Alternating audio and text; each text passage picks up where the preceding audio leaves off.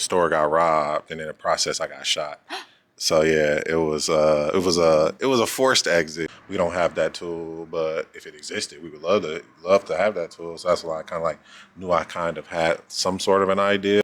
And his eyes like dropped, like he was like, "Dude, like I hate to be the one to tell you this, but you can't do anything with anything he built." Oh, You're no. like, "Were you paying him?" I was like, "Yeah." I was like, "Yeah, I was probably paying him like close to like $70,000 by now." And he was like, No. "Dude, what?" Welcome to the Build Podcast, the show where we talk to the people building Detroit from the ground up. From startups and small businesses to community movements and big ideas, Detroit has always been a city that runs on the strength of its people. I'm your host, Aisha Qureshi, a fellow builder. Let's get into it. So, on today's episode of The Foundies, we're talking to Michael Polk. He is the founder of Stockpal AI. And cool story about how we met and how, I think it's a good reflection of Detroit's startup ecosystem. He got a cold email. Do you even remember the story of how we actually met? I remember a cold email. Yeah, you got a cold email from my company, and you wanted to connect, so we connected at New Lab. And I remember telling you, just kind of lamenting, I wonder if people even open my emails because of my name. It's Aisha, spelled differently, pronounced differently. Yeah. And so you said that was actually why you opened it. 100%. Which I thought was super cool. I was like, really? Oh. Not opening an email from Lucas. So I love that. And then, I just thought it was really cool that, that was kind of what opened the door, basically. And then you were kind enough to invite me to Black Tech Saturdays, because I didn't even know that was a thing then. And I know it's something you're super involved in. Yeah, for sure. I try to hit it up every once in a while, but so that's kind of how we met in a nutshell. Yeah. Okay, so tell us a little bit about, maybe let's start with your story of how you got started as an entrepreneur. I got started as an entrepreneur probably when I was a kid, just being around a bunch of entrepreneurs. Yeah. Everybody in my family almost has some sort of entrepreneurial endeavor at some point in their lives or careers, and some still are and locked in it. So that's what I just saw. I saw people if you wanted to do something, you did it, and you didn't. And you figured it out from there. Whatever the idea was, from my granny and her sisters, they used to sell they used to make lint brushes. Really? So it was take a milk jug, cut out the plastic handle part, and then take a hole puncher and punch holes in it, and then stuff it with this meshy stuff. And it was a pretty good lint brush, and they would sell them. And That's they would, so smart. Yeah, do stuff for church activities and stuff. Used to help them make them. So it started super, super young for me. Yeah. And then you had a clothing company at one point, right? And a successful exit from that? Well, a clothing store. It's around the corner, actually, from where we are right now. Okay. On Dexter. I was helped co-found it. I was the person in there day to day, every day for the first 2 years of the business. Yeah. Basically, the face for we're doing this in this community, in this area. This is the guy that y'all are gonna know. Yeah. Yeah, that's so pretty cool. much. Yeah. And what made you decide you're kind of done with that? You wanted to close that door and start a new chapter? So I did that, went to college, came back, and then graduated. The day after I graduated, well, I didn't go to my graduation. I went to my brother's graduation. We graduated the same day, technically. Okay. Came back on Monday. The store got robbed, and in the process, I got shot. So yeah, it was a forced exit, but it was good. It was not that getting shot is good. Getting shot isn't good. No, I'm glad to hear. That's a hell of a story. But I didn't expect that one. no one ever does. But I think it was the experience. I experienced what I needed to experience in order to remove myself from that path. Some people have a path they're on, and it's just they're on it, and there are no great things that can disrupt them from that path that they're headed down. And I was on one of those paths where it was like, okay, this was cool, but obviously I was supposed to do something else and something more, or else none of that would have ever happened. So you got shot, you got Yep. robbed. Yep. It's kind of crazy actually because another guest of ours, Chris Castile from A New Life Prosthetics, they're in the old Detroit Savings Bank. Super cool. He also had an extremely traumatic event that kind of, pushed him into business. Yeah. So that's interesting. But then you decided to go the tech route. Yep. So I was always interested in technology. Like growing up, we had a computer early. I was like in first Christmas of first grade. Okay. We got a computer. So I was 6 years old. I was like Christmas '92 or something like that. We got a computer. And I like always used it for like anything, like random things. I was like always on it. And until like even today, like I have a cell phone, it's a computer in my pocket. So Yeah. it's like I was always interested in information, always interested in technology and like gadgets and like how we use things. So yeah, after getting shot, there's this time period of like probably like 3 to 4 months, maybe 5 months. Like 3 months, I had to like sit still and like couldn't do anything. And then like the 2 months after that, I was like just started like applying for jobs. Yeah. And jobs are like, what's this 3 month gap? And I'm like, well, I just took some time off from after graduating, you know.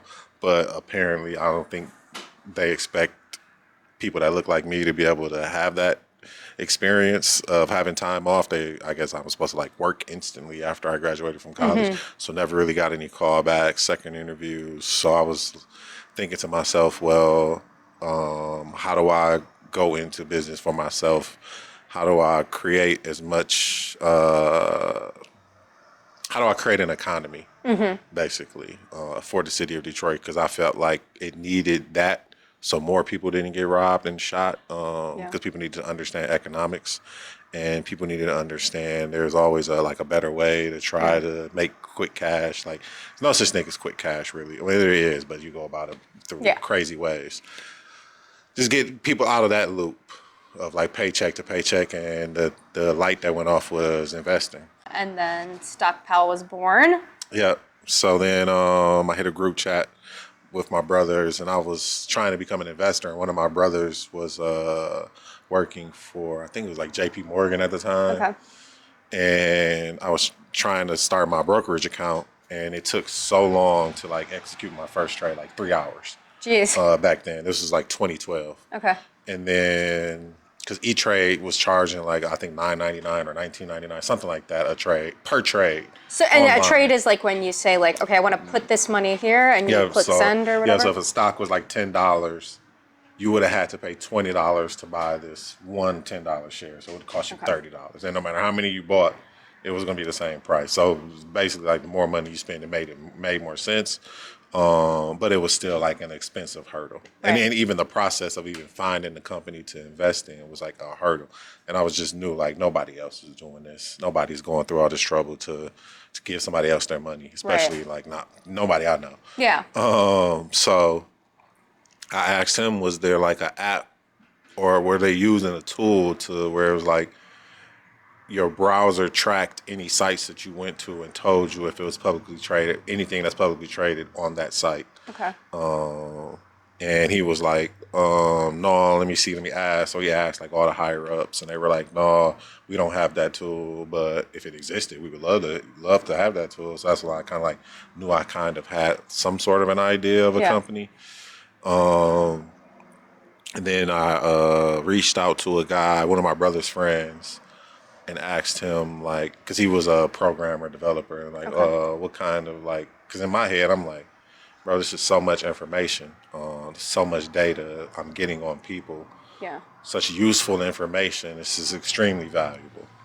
So I asked him if he could help me build it, and he was like, no, I don't have time for that, something like that. I was like, I mean, yeah, it's probably like a company worth for like a couple $100 million. He was like, probably like a couple million. It's all it's worth. So I was like, okay, cool. looked at how much it was going to cost to build it, like go find some people that I don't know. It was like 100 to 200K that I needed. So I was like, okay, let me start saving money and investing money and figuring out how to get to this number so I can start the thing. And then 2020 came, the pandemic. Well, before the pandemic, I went to New Orleans with my brother in like January. Okay. And I was like, I think I'm ready to start Stockpile. Like I knew how much money I had saved.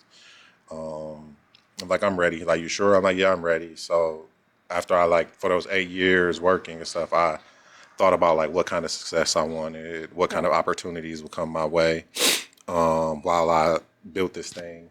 That was a crazy nose wipe.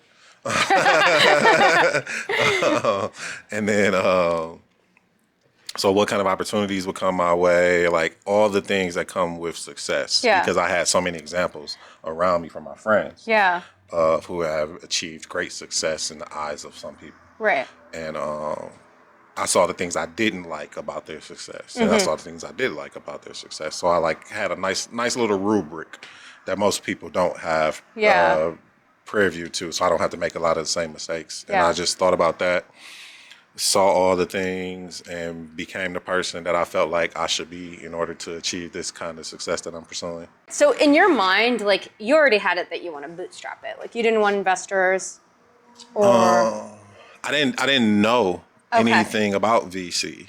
Okay. I got didn't it. really I've heard the term venture capital. I never knew, I knew about the Bay, I knew about Silicon Valley. I saw Social Network, Facebook, but it's like from Detroit, from the west side of Detroit, going to public school. I went to a HBCU. It's like none of those doors were like, hey, that's a door you walk through when you have the idea that you had in 2012. Okay. Or I know a guy that you should talk to that's done this kind of thing in 2012. I see the path of where if I had any inclination of like, you just go to some event and start talking to people. If I like knew that information back then, I could see the success path route early on. But then I might just be like another one of these companies like chasing this idea of AI and not actually trying to solve it versus, just trying to whatever they're doing now. Yeah. So. And then you mentioned, so you were in New Orleans with your brother. Yeah. And then you decided at that point, like, all right, it's time. Yeah. You came back to Detroit to build. Was it a trip to New Orleans? It was just a trip. Okay, It was just a trip. it. Like my family, I have family from New Orleans. Okay. Like one side of my entire family, like basically from New Orleans. Okay. Just like a different thinking and like a calmness, and you get to think about other things. Yeah. And prepare yourself for the future. And I knew once I started, I wasn't going to be able to stop. Yeah. Like at all, because especially once I like told enough people, it's like it's over with. Yeah, it's over with for stopping. It's kind of like once you like write something down, then it has to come to fruition. Yeah. Like it's like materialized in a way, right? Yeah. So, I just had to make sure that I wasn't going to stop, no matter what happened, and be okay with the outcomes. Try to plan for them. Yeah.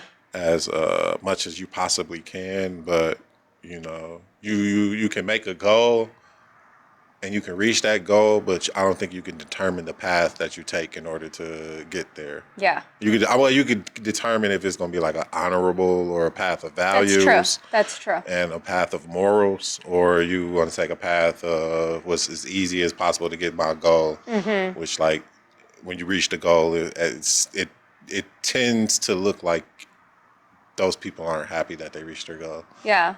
Yeah, and then you step on a lot of people on the way up, right? Yeah. And like everybody's like, "Oh, that asshole!" Like I don't want anything to do with him. Like I'd much rather have people smile when they see me versus. 100%. Yeah, definitely. Like, and if you go into like the idea of legacy and whatnot, it's like I don't want to like leave a legacy of people who don't like think positive things when they hear my name, right? Like, so yeah. Can we cuss?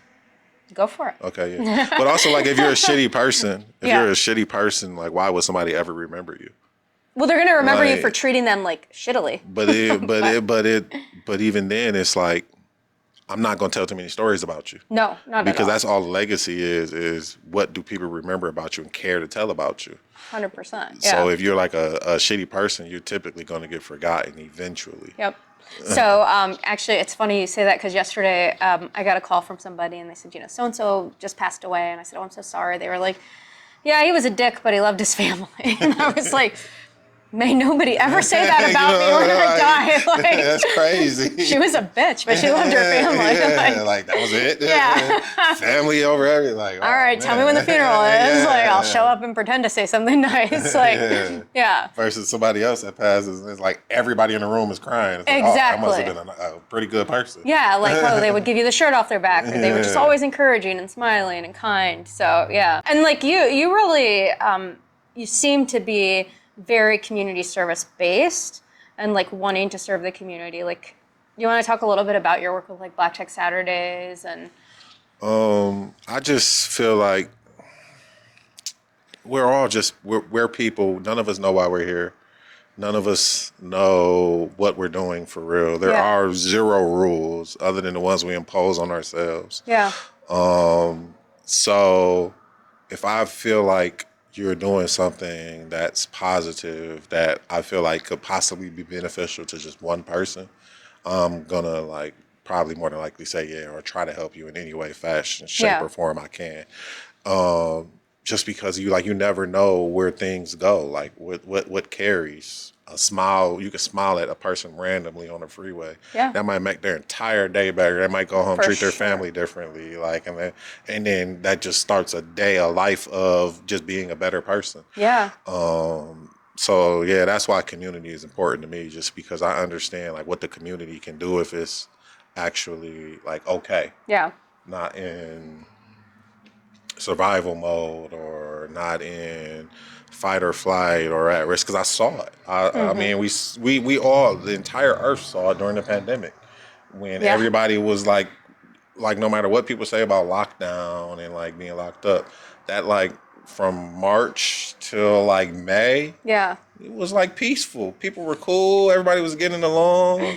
We got staying at home. I mean, granted, it was because there was a lot of free money that they were giving people, but it's still like, okay, if that's the solve, give people some more money. They get a little bit more peace of mind. We see how things are impacting the benefit, then hey, let's do that. Yeah. I mean, we created the money in the first place anyways. Exactly. Yeah, that's a whole other thing that I agree.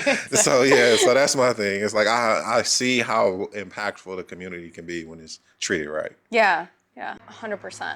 I love that. Like no strings attached. Just like let's just help them serve people. 100%. Yeah. So now let's talk about like what Stockpal actually is. And so like you started like you came back from New Orleans. Yep.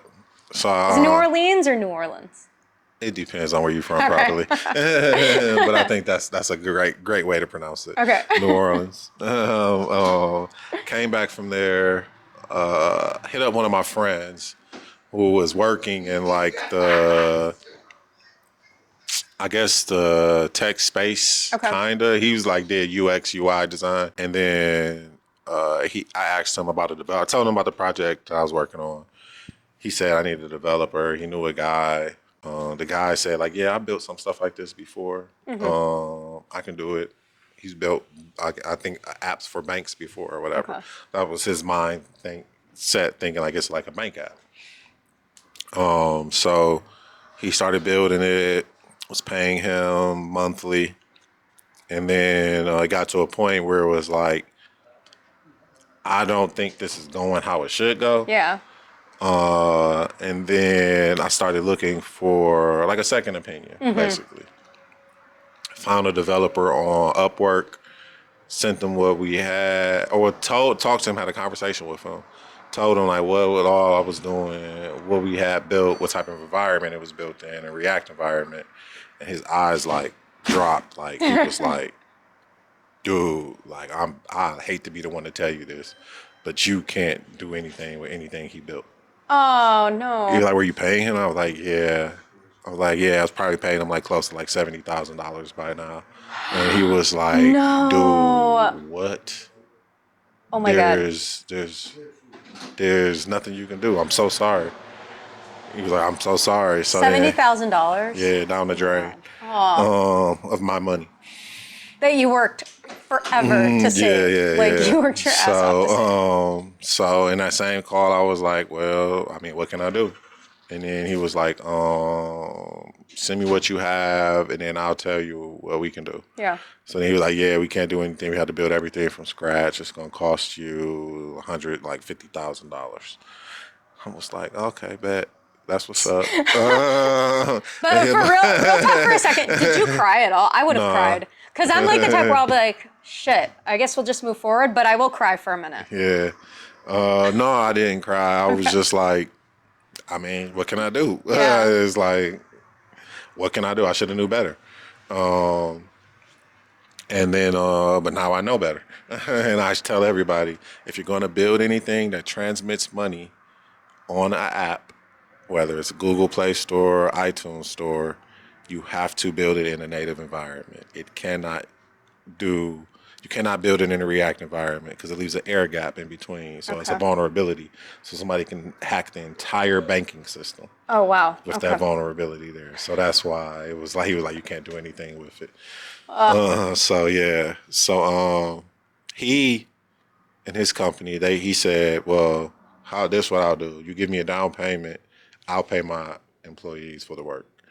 Okay. So he was like technically like my first investor, semi like co-founder, but he doesn't want any of these titles or anything. So gave him down payment. He started building it. Mm-hmm. We started building our own large language model at the time. Mm-hmm. And then ChatGPT released, and it moved up our timeline. So like we weren't supposed to be able to really like start testing anything until like probably like late this year. Okay. This was in 2020, starting in 2020. So 2026 was when it was supposed to be like, okay, you could start testing the AI just to see if it did what we thought it would do. Yeah. ChatGPT moved that up by years. So then we started building a small language model, which is just to refine data, like I was saying earlier, about the people and things. And so it's what it's able to do is you interact with like so many different apps on your phone, right? Mm-hmm. Twitter, TikTok, Spotify, Instagram, Facebook, Reddit, YouTube, all these things. So we take those things, we allow you to connect them. You sign in on Stockpile into those accounts. Mm-hmm.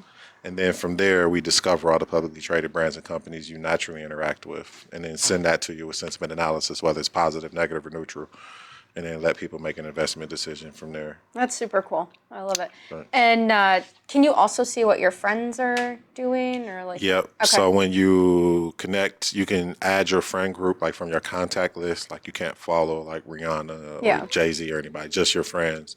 And then if they allow you, they'll let you see. You can see what the companies they're trading, the companies they're investing in, and you can also see the discoveries we have for them. Okay. And they can see yours as well. And then you could talk off the platform about like different companies and like why you might have been invested in it or why you're interested in it or like what it was, if that's the case. Yeah. But it's not investment advice. We just let people understand how they can invest in their world off of their data. Yeah. It's kind of like basically, I guess, digitally empowering people with the old adage of like basically only invest in what you know. 100%, yeah. So you might not know that Doritos is owned by Pepsi, but we'll let you know that, hey, Doritos owns Pepsi. I know that now. You can buy Pepsi stock, see?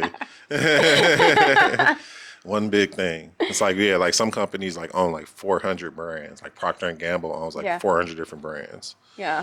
And people have no clue, and you could just buy some Procter & Gamble stock, and it like helps the economy. It helps reduce consumerism. It helps the companies because now they have like budgets for R&D and don't have to produce products. Like there's no reason Apple should be making a new iPhone every year. I agree. It makes zero sense. Yeah. Yeah. As you've been building, and you've obviously learned a lot of lessons, I would love to like kind of dig into the role that like being a native Detroiter like played in kind of your tenacity to fight through those lessons. Like to lose $70,000 is really, really heartbreaking. And it's not just the money, right? It's like the time that went into it. It's like time is the only currency we spend. We don't know how much we have left. Like, it's cheesy to say, but it's true. Yeah, no, it's the only currency for real. Yeah. Only thing of value we have. Yeah. Like I traveled a lot in those 8 years, like all across America and around the world. And Detroit is still by far the most like, it's like literally not a city like Detroit. Where for over 60 years, everybody in the world told you nothing but bad things about Detroit. And the entire state of Michigan, like, shunned Detroit. The entire Midwest shunned Detroit. And it's like, nothing, no, don't go there. Don't put any money there. Yeah. And then in 2022, it's like, oh no, Detroit is the greatest thing since Earth. And it's like, I mean, like, we knew that. I'm glad you guys are like starting to think about it, but it's still the fair weather fans, right? It's like we knew nobody was coming to save us or help us, basically. So I think that's like the same mentality I when it came to my business approach. It's like, nobody's going to give me anything. Like, I have to make myself undeniable. Like, there's no way around us. We can't go around you. We have to come to you and talk to you and do this thing. And I think that's just us in Detroit ever since the uprising in the 60s. It was like, okay, you all want to continue to treat us unfairly. Cool. You're either gonna kill us all, or y'all gonna leave. And everybody left. And left the city to a bunch of people. It's like, I call Detroit America's like real first startup city.